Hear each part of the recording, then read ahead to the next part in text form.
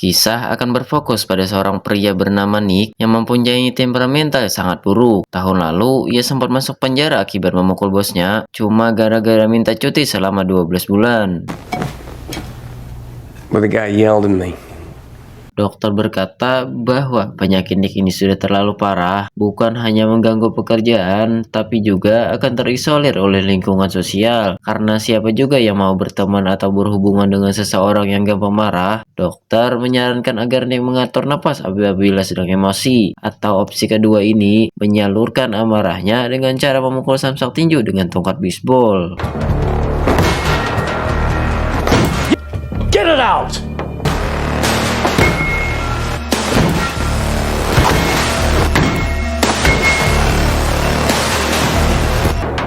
How do you feel? I take that thing on me.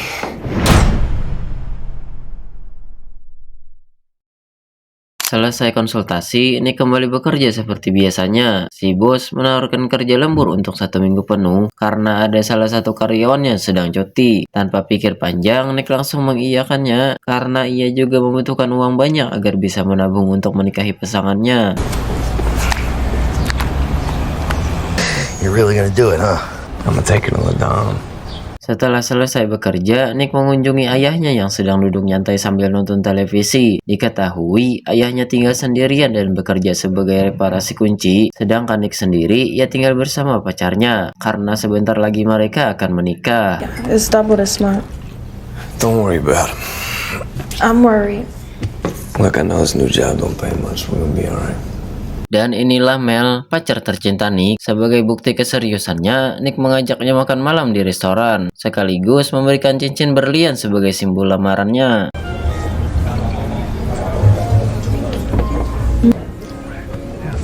The food is so good. Everything is just perfect.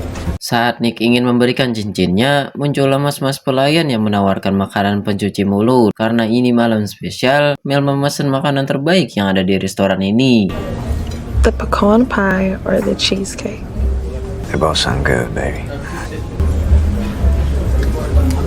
Karena rencananya kepotong oleh mas-mas pelayan, Nick jadi gugup dan izin ke toilet sebentar untuk mengingat kata-kata romantis yang akan diucapkannya. Sungguh kebetulan ada para pelayan yang sedang cuci tangan sembari ngegosip para tamu. Ia tidak tahu kalau ada Nick juga di sana. Mereka mengucapkan kata-kata tidak pantas kepada Mel yang membuat Nick sangat marah. Sehingga inilah yang terjadi. What the fuck did you just say? I was just joking.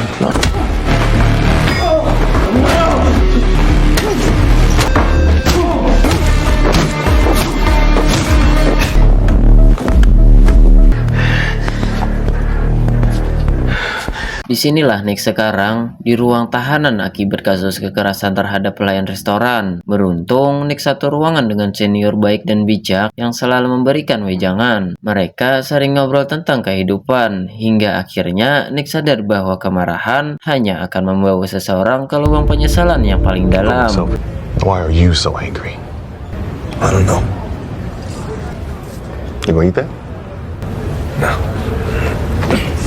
6 bulan di penjara, akhirnya Nick dibebaskan dan kembali ke kehidupan yang dulu. Rumah sang ayah yang dulunya sangat rapi kini sangat berantakan. Begitu juga si ayah yang mulai tak terurus. Ditambah lagi, si ayah sudah berhenti bekerja sebagai tukang kunci karena usianya semakin tua dan tangannya yang mulai gemetaran.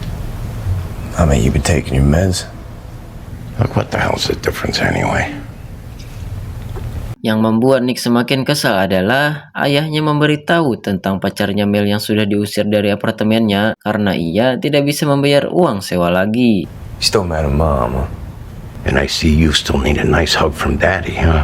Berbekal alamat yang diberikan ayahnya, Nick langsung mendatangi kediaman Mel sekarang. Kini, ia ngekos di sebuah gedung sederhana, di mana saat Mel muncul, Nick cukup terkejut sekaligus malu karena tidak bisa membantu pacarnya saat dalam kesulitan. Now, I wouldn't be in a cozy apartment with a busted fridge if it wasn't because of you. At a nice place. Saat mengobrol tentang kelanjutan hubungan mereka, tiba-tiba muncul seorang pria bernama Chester. Orangnya baik, ramah, dan sudah mengenal Mel. Ternyata ia adalah pemilik gedung kos-kosan ini. Always be prepared. All right. Listen, see you, pal. Setelah Chester pergi, Nick kembali melanjutkan obrolan yang tadi, perihal hubungan mereka yang mungkin masih bisa diperbaiki. Namun, Mel menolak karena attitude dan emosi yang Nick miliki. Cukup sulit untuk Mel menerimanya kembali. I'm not able to do that. Oh, right on time. Setelah menemui Mel, Nick pergi menemui atasannya berharap masih bisa diterima bekerja di sana. Namun, setelah semua yang terjadi, si atasan langsung menolak permintaan Nick karena tidak mau mempunyai karyawan yang bermasalah. Listen, I'm sorry. I got nothing for you. Setelah selesai dengan mantan atasannya, Nick pergi ke kantor polisi untuk melakukan laporan rutin, di mana Nick cukup terkejut melihat petugas yang ada di sana, yang ternyata Your 11 o'clock is here. Nick! Small world, huh? ya, selain pemilik gedung kos-kosan, Chester ternyata juga seorang polisi yang bertugas mengawasi orang-orang yang baru keluar dari penjara, alias bebas bersyarat, dan memastikan mereka agar tidak melakukan tindak kriminal lagi. I just want things to get back to how they were. Yeah, okay. Selain masih tercatat sebagai bebas bersyarat, Nick juga harus mendapatkan pekerjaan dalam kurun waktu 3 minggu. Beruntung, Chester dengan senang hati akan membantu Nick agar bisa mendapatkan pekerjaan dengan gaji yang cukup lumayan. Go here. Bobby. Dan inilah Bobby, seorang mandor di sebuah proyek bangunan. Karena Nick mendapatkan rekomendasi langsung dari Chester, ia pun langsung diterima bekerja sebagai satpam di tempat tersebut. Right, thanks, man. Just finish filling that out in there and start tomorrow night, okay? Setelah selesai, Nick langsung menelpon Mel untuk memberitahu kabar gembira bahwa dirinya benar-benar punya itikat baik untuk berubah. Yang karena Mel juga masih punya perasaan dengan Nick, mereka pun memutuskan untuk bertemu di tempat kopi biasa mereka nongki. Our coffee spot. 8. Sesampainya di lokasi, Mel langsung mengutarakan keinginannya bahwa dirinya hanya menginginkan sosok pemimpin, support dalam berbagai hal, dan Mel mau menerimanya kembali sebagai pacarnya kalau Nick bisa membuktikan bahwa ia sudah berubah. Look, Mel, the only thing I really want is you. Looks like you got things in order pretty quick. Tanpa Mel dan Nick sadari, di luar ada sosok Chester yang diam-diam mengikuti pertemuan mereka berdua. Ia tahu mereka akan CLBK-an lagi, dan Chester tidak rela jika itu terjadi, karena ia diam-diam menyukai sosok Mel. I want someone who doesn't disappear. Look, things are gonna be different this time. Keesokannya, Chester langsung menemui Mel dengan niatan akan mengundangnya ke pesta ulang tahun anaknya yang bertepatan pada esok hari. Tapi Mel dengan berat hati menolaknya karena sudah ada janji bertemu dengan Nick. Well, tell her I said happy birthday. I will do. I'll see you later. Tak rela jika mereka balikan lagi, Chester berusaha menggagalkan rencana kencan Nick dan Mel. Ia langsung menelpon Bobby untuk menyuruh Nick kerja lembur pada hari Minggu. Let's make sure Nick works all day Sunday. Crystal. Dengan alasan kekurangan orang, Bobby menyuruh Nick kerja pada hari Minggu. Yang karena Nick tak ingin mengacaukan pekerjaan barunya, ia pun terpaksa harus membatalkan rencana kencannya. I need you here this Sunday. Either you're here or I gotta let you go. End of story. Karena tak ingin mengecewakan Mel, ia pun segera memberitahu tentang kencan mereka yang gagal, di mana Mel sendiri sangat memahami akan hal itu, dan justru ia meminta izin untuk datang ke pesta ulang tahun putrinya si Chester. Look, I got a problem with Sunday. Besides, now I can go to Chester's party. What fucking party? Mendengar Mel akan pergi ke rumah Chester, seketika Nick pun kesal dan sempat ingin marah. Namun daripada mengacak-acak seisi rumah, ia pun dengan cepat mengambil tongkat baseballnya. Dan inilah yang terjadi. Hey, Mel, I gotta go. I'm getting another car.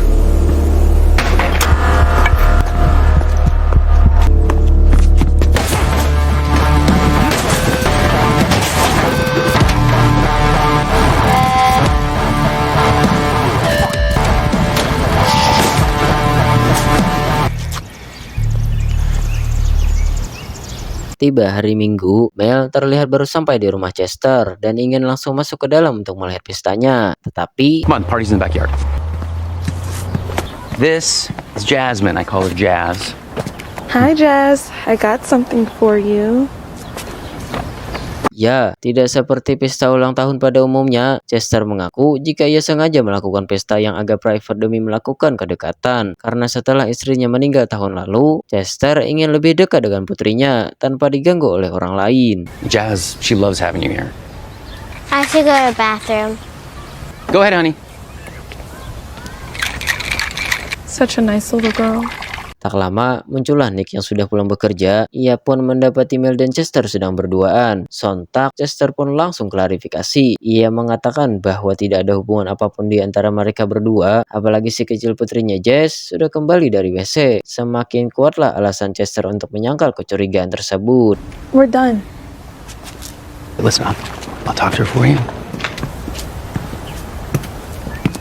Malam pun poek, Chester mendatangi tempat lokalisasi dengan membawa Jess bersamanya. Yang ternyata Jess bukanlah anak dari Chester, melainkan dari Susan, seorang wanita malam yang biasa mangkal di tempat ini. You got some for me? Inside. Selain mengawasi Nick, ternyata Chester juga punya tahanan bebas bersyarat lain. Salah satunya adalah Susan ini. Dengan memanfaatkan jabatannya sebagai aparat polisi, Chester tidak hanya memaksa meminjamkan anak perempuannya, tetapi juga sering memalak uang sebagai jatah keamanan. Pay me my money. Thank you. Keesokan paginya, saat Chester berangkat kerja, Nick yang curiga pun diam-diam mengikutinya dari belakang. Bukannya ke kantor polisi, justru Chester mendatangi tempat kumuh di pinggiran kota untuk menemui seorang pria yang berstatus bebas bersyarat. Karena si pria menolak memberikan jatah bulanan, Chester pun langsung menghajarnya dengan sangat brutal. On another race tomorrow, and it's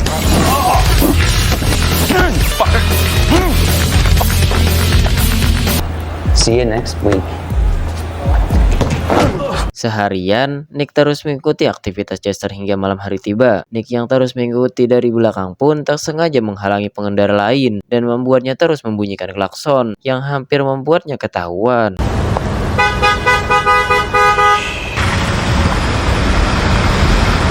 Keesokan paginya, Nick langsung menemui Chester di kantornya. Dengan semua yang sudah ia lihat, Nick pun semakin yakin bahwa Chester adalah seorang oknum polisi yang menyalahgunakan jabatannya untuk kepentingan pribadi. Listen to me, motherfucker. She was never with you. Oh, yeah. Intinya, Nick akan tutup mulut soal perilakunya di luar, asalkan Chester mau menjauh dan tidak mengganggu hubungan Nick dengan Mel kekasihnya. Come on, you really think she's into you? Now she'll come around. Yeah. Karena sudah terlanjur ketahuan, Chester akhirnya jujur bahwa ia memang menyukai Mel dan ingin memilikinya. Chester juga mengaku sendiri terkait Jess yang bukan anak perempuannya dan segala kelakuan buruknya yang memalak uang bulanan kepada semua orang yang diawasinya. Or else that gets out, do you understand? You scumbag ex-con. Put a gun to my head. Watak asli Chester pun semakin terlihat dari bagaimana ia menodongkan pistol ke kepala Nick yang karena tak punya power untuk melawan, Nick pun tidak bisa berbuat apa-apa dan pergi begitu saja sesuai perintahnya. You still live with your dad, right? Karena persaingan mendapatkan sang pujaan hati sudah terbuka, Chester pun semakin nekat melakukan berbagai cara, seperti dengan sengaja merusak pipa air di kamar kontrakannya.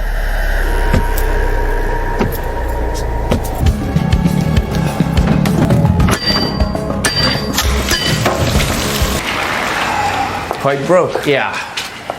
Alhasil, Mel pun harus pindah sementara sampai pipa di kontrakannya selesai diperbaiki.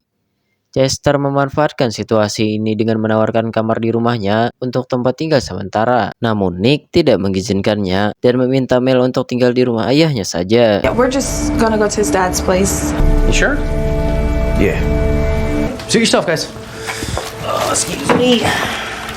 Gagal dengan rencana tersebut, Chester pun beralih pada rencana lain dengan memaksa Bobby untuk melukai wajahnya sendiri, seolah-olah itu dilakukan oleh Nick. Alasan kenapa Bobby mau melakukannya adalah sama seperti yang lain, Bobby masih berstatus tahanan bebas bersyarat dan tidak punya pilihan lain selain menuruti Chester yang jadi pengawasnya.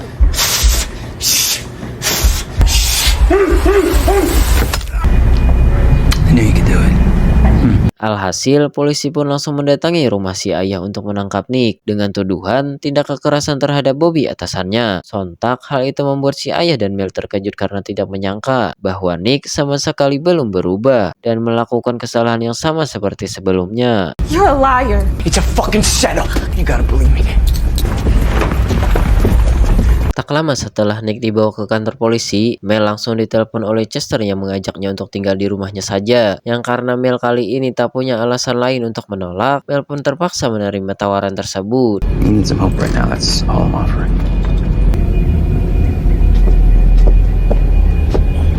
Where else are you gonna go? I'll take you up on your offer. Setibanya Mel di rumah Chester, Mel pun langsung bertanya di mana Jess putrinya. Chester menjawab, "Jess anakku kebetulan sedang main di rumah bibinya dan sebentar lagi ia akan keluar untuk menjemputnya pulang." I'm gonna get some rest. Yeah, get some sleep. Totally. Okay.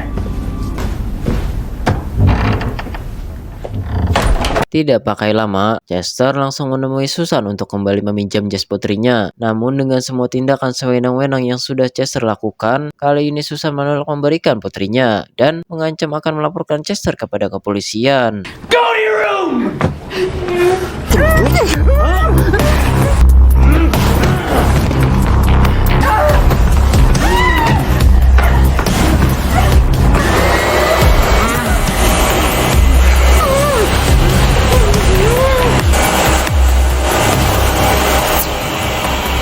Dan what the fuck, Chester nekat menghabisi nyawa si Susan dengan menggunakan vacuum cleaner hanya demi bisa membawa Jess ke rumahnya.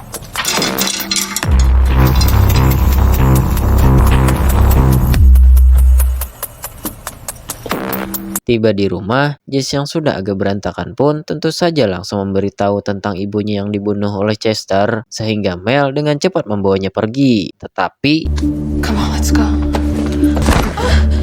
Where the fuck are you going? Let me go!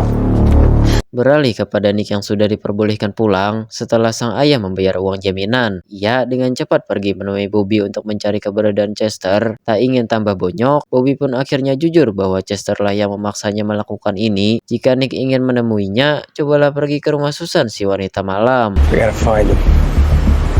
What about that hooker he likes?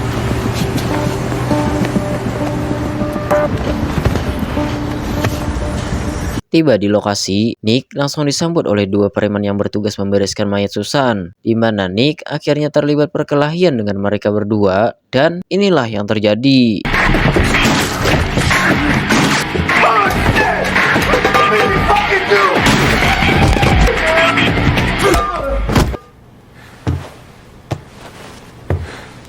Setelah menghabisi kedua preman itu, Nick baru menyadari bahwa Susan sudah tewas di kamar mandi. Tak lama, Chester menelpon lewat ponsel salah satu milik preman. Nick mengaku sudah menghabisi keduanya dan menemukan mayat Susan di kamar mandi. Nick mengancam akan memanggil polisi jika Chester tidak segera datang membawa Mel ke tempat ini. Looks like a crime scene to me. I don't know how things got so far, but I don't want to be enemies. Now you're gonna bring her here. Right now, or else I'm gonna call the fucking cops. Tepat saat Chester baru tiba di rumah Susan, Nick dan si ayah terlihat sudah sampai di rumah Chester dan berhasil membobol kunci hingga masuk ke dalam. Berlokasi di gudang belakang rumah, Nick dan si ayah akhirnya menemukan Jess dan Mel dikurung di sana. Si ayah keluar duluan menyelamatkan Jess, sementara Nick akan berusaha membuka kunci borgol yang mengikat Mel pacarnya. Nick, I know you're here, Nick. I never thought I'd be so glad to see you. Tak lama, muncullah Chester yang baru datang dan langsung ke gudang untuk memeriksa, tetapi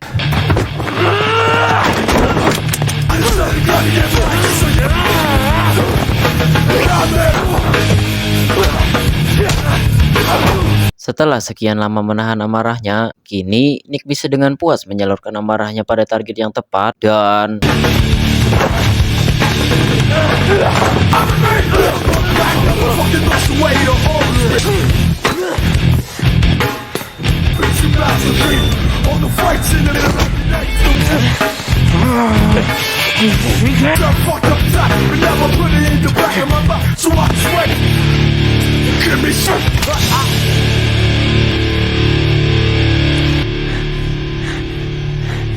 Ya, setelah Nick berhasil menghabisi Chester dengan obeng, muncullah aparat yang datang terlambat dan langsung mengamankan TKP. Sesuai keterangan dari para saksi, Chester dinyatakan bersalah atas beberapa tuduhan kejahatan, sementara Nick resmi bebas tanpa pengawasan.